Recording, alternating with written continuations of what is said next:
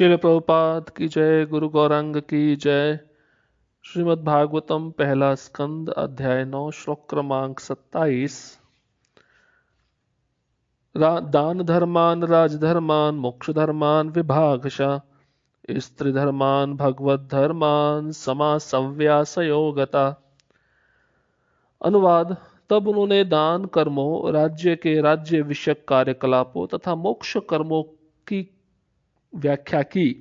फिर उन्होंने स्त्रियों तथा भक्तों के कर्तव्यों का संक्षेप में विशद रूप से वर्णन किया।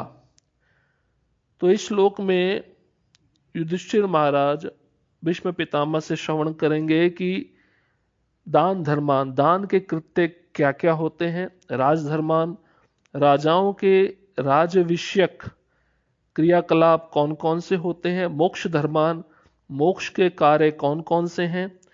और स्त्री धर्मान, स्त्रियों के धर्म और कर्तव्य क्या क्या हैं।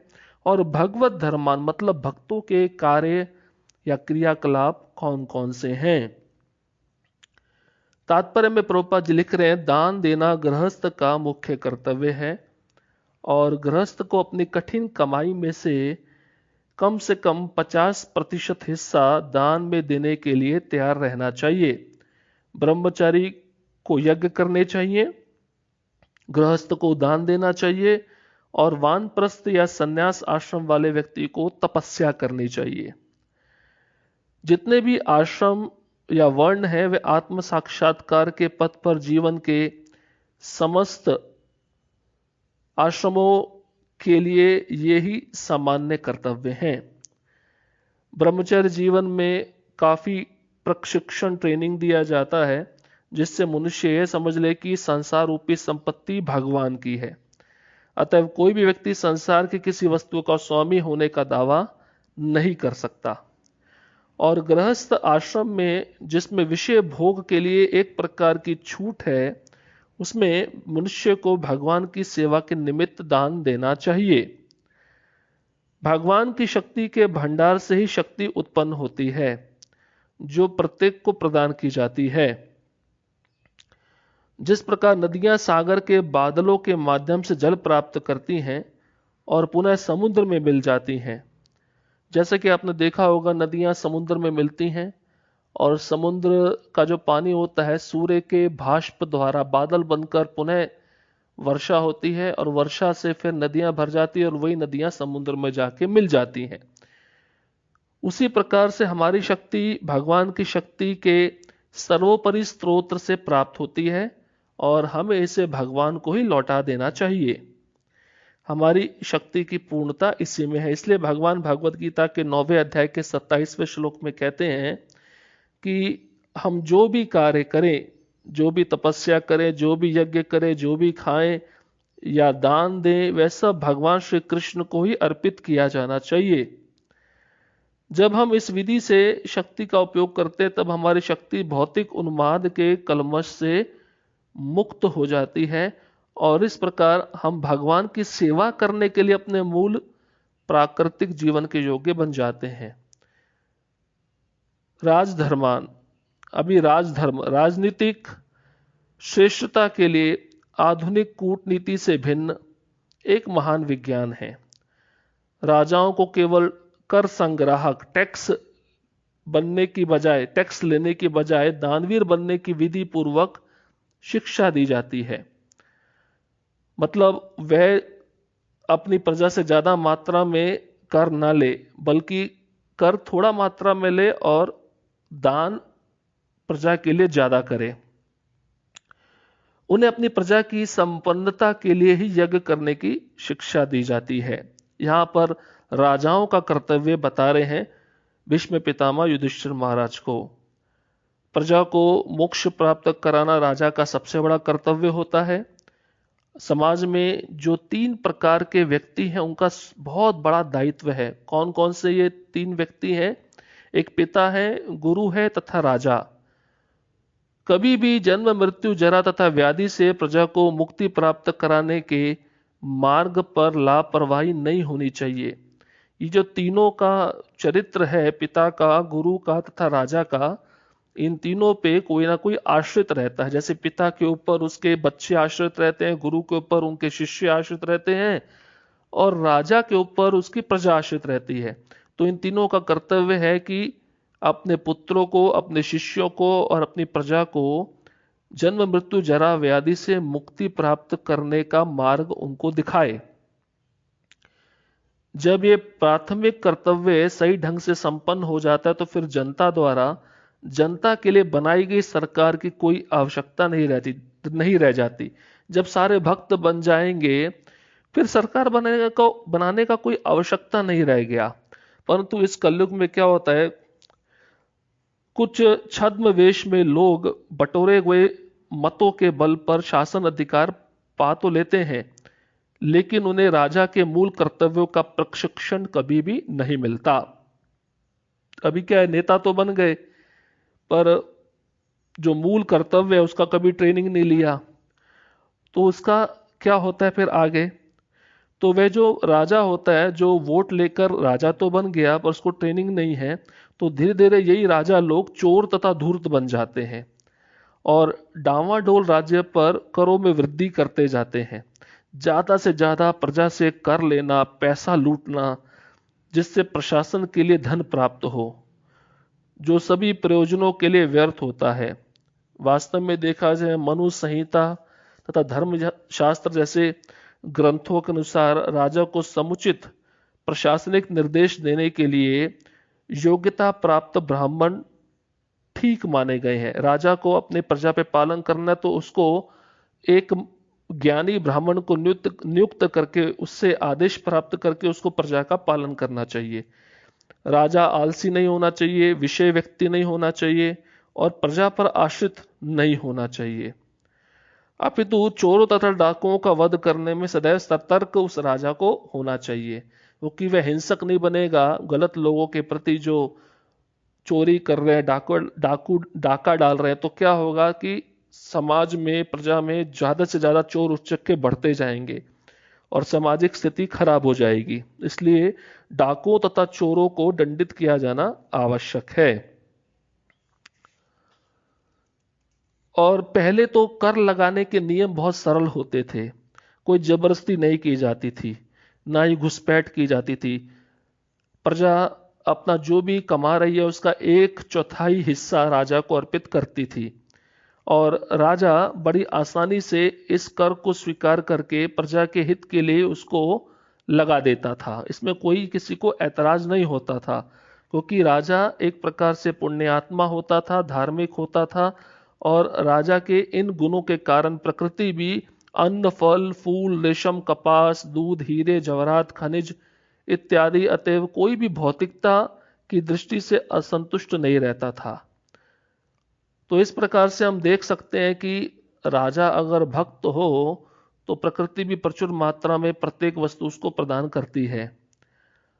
अभी यहां पर एक चीज और बताई गई है कि उस राजा के पास अन्न, फल तथा दूध होता था। उन्हें सौंदर्य प्रसाधन, सिनेमा तथा मदिरालों की कोई कृत्रिम आवश्यकता राजा को नहीं होती थी। राजा को यह देखना होता था कि मानवता की संचित शक्ति का सही ढंग से उपयोग हो रहा है या नहीं हो रहा है। मानव शक्ति पशु जैसी इच्छाओं की पूर्ति के लिए नहीं, अपितु आत्म साक्षात्कार के लिए होती है। सरकार की सारी योजना इस विशिष्ट उद्देश्य की पूर्ति के लिए होती है। फलस्वरूप राजा का मुख्य कर्तव्य है कि ठीक तरह से मंत्रियों का चयन करे और मतों की पृष्ठभूमि पर बल से ये ऐसा नहीं होना चाहिए। मंत्री, सेना नायक तथा सामान्य सिपाही तक व्यक्तिगत योग्यताओं के आधार पर चुने जाते थे और राजा का मुख्य कर्तव्य है कि अपनी प्रजा को आध्यात्मिक मार्गदर्शन में लगाए, उनको भक्त बनाए। कैसे उनका जन्म, मृत्यु, जरा, व्याधि से छुटकारा हो, राजा को भली भांति इस पे भी विचार करना चाहिए। राजा भली भांति जानता था कि पूर्ण पुरुषोत्तम भगवान कभी भी अपने अनन्य भक्तों का तिरस्कार सहन नहीं करते। यहां तक कि ऐसे तपस्वी उन चोर उचक्कों के भी विश्वस्त जननायक होते थे। अभी राजा के प्रजा में अगर कोई तपस्वी है, चोर है, तो राजा का कर्तव्य है कि उसका भी पालन करे। तो इस प्रकार से देख सकते हैं कि राजा को असहाय व्यक्ति हैं, निरक्षर जो पढ़े लिखे नहीं हैं, या विधवा स्त्री हैं, उनका विशेष सुरक्षा उनको देनी चाहिए। और शत्रु द्वारा आक्रमण किए जाने के पूर्व रक्षा के सारे उपाय राजा को सोच लेने चाहिए।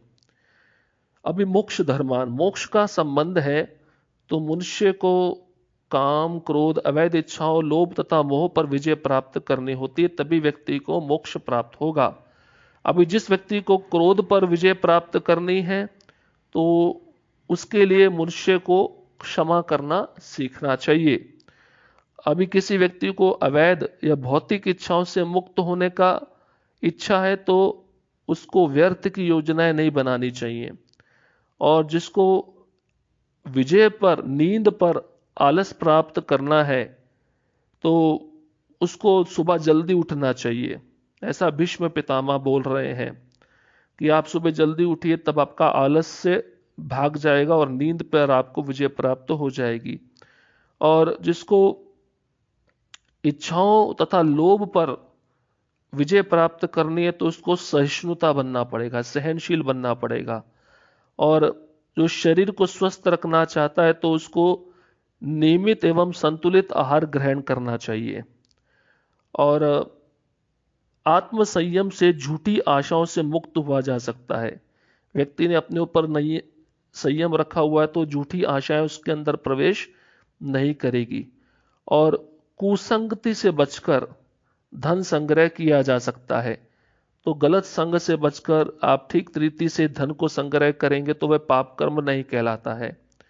योगाभ्यास से भूख पर नियंत्रण किया जाता है और इस संसार की नश्वरता का ज्ञान होने पर सांसारिकता से बचा जा सकता है। जल्दी उठने से आलस्य को जीता जा सकता है और तथ्यों के निर्धारण से झूठे तर्क समाप्त किए जा सकते हैं। वाचालता को गंभीरता से तथा मौन द्वारा और भय को पराक्रम से जीता जा सकता है। स्वाध्याय द्वारा पूर्ण ज्ञान की प्राप्ति संभव है। स्वाध्याय मतलब शास्त्रों का अध्ययन। मनुष्य को काम, लोभ, क्रोध, स्वप्न इत्यादि से मुक्त होना चाहिए जिससे असली मोक्ष मार्ग प्राप्त हो सके। अभी स्त्री धर्मान, स्त्री का धर्म क्या है वह बताते हैं। स्त्रियां मनुष्यों की प्रेरणा स्रोत मानी जाती हैं। इस तरह वे मनुष्यों से अधिक शक्तिशाली होती हैं। तो यहाँ पे प्रोपा जी उदाहरण दे रहे हैं, पराक्रमी जूलियस सीजर क्लियोपात्रा के वश में हो गया था। ऐसा शक्तिशाली स्त्रियां लज्जा द्वारा नियंत्रित होती हैं। अतएव लज्जा स्त्रियों के लिए महत्वपूर्ण है। लज्जा स्त्रियों का सबसे बड़ा धर्म है। एक बार इस सुरक्षा पर से नियंत्रण ढीला पड़ा तो व्यभिचार द्वारा समाज में उत्पात उठ खड़ा होता है। अगर स्त्री के अंदर लज्जा नहीं है तो वह पर पुरुष का संग करके व्यभिचार कर सकती है और समाज में उत्पात उत्पन्न हो सकता है।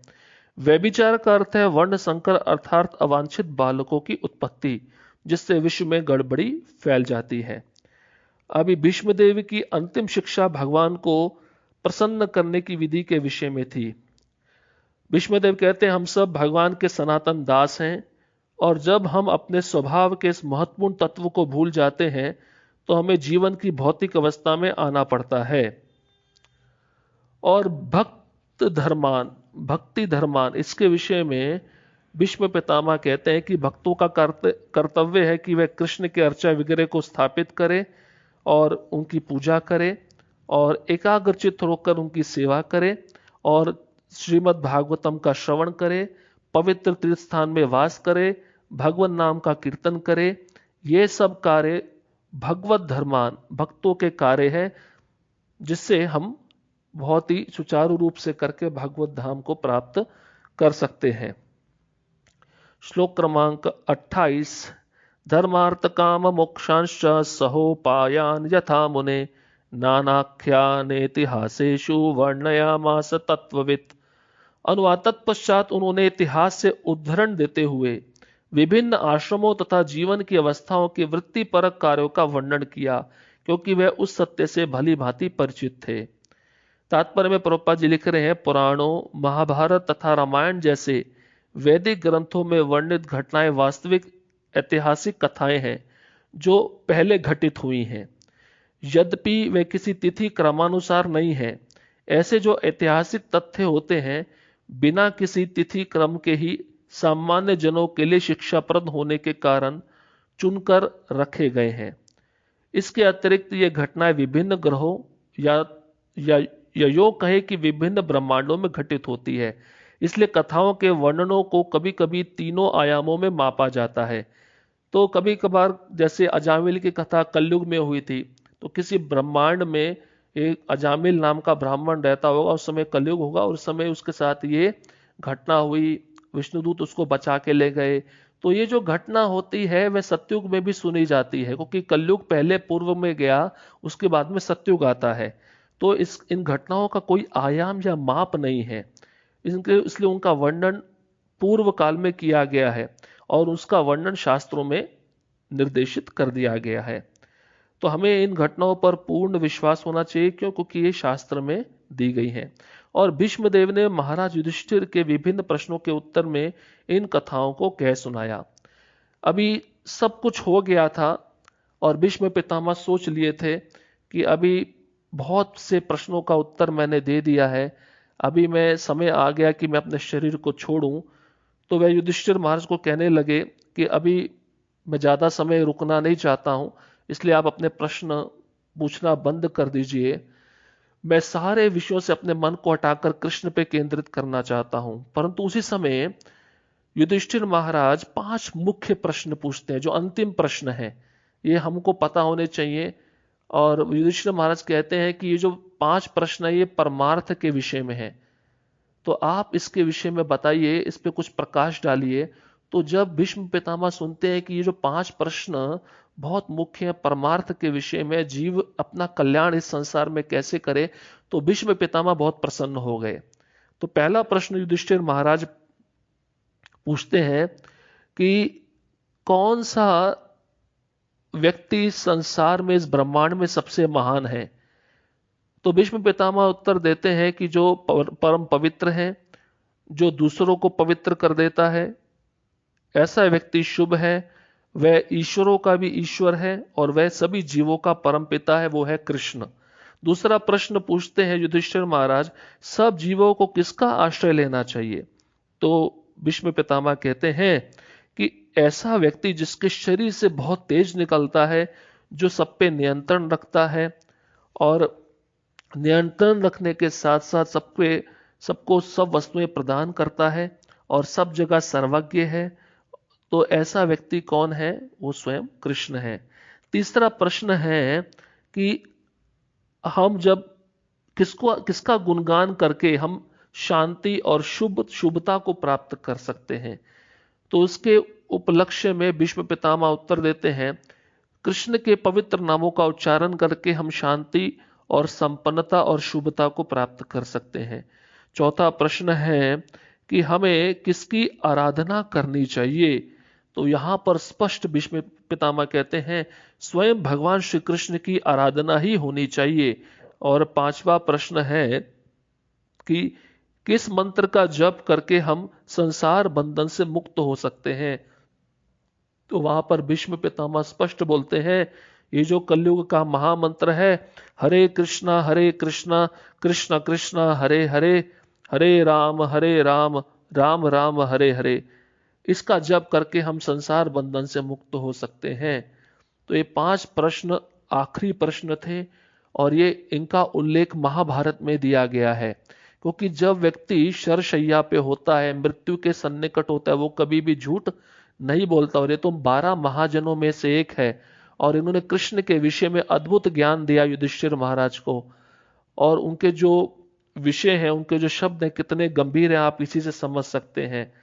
तो भीष्म पितामह अंतिम में इन 5 प्रश्नों का उत्तर देकर शांत हो गए और वह घड़ी निकट आ गई जब योगी लोग देखते हैं एक इच्छित समय आ जाता है अपना शरीर त्यागने के लिए।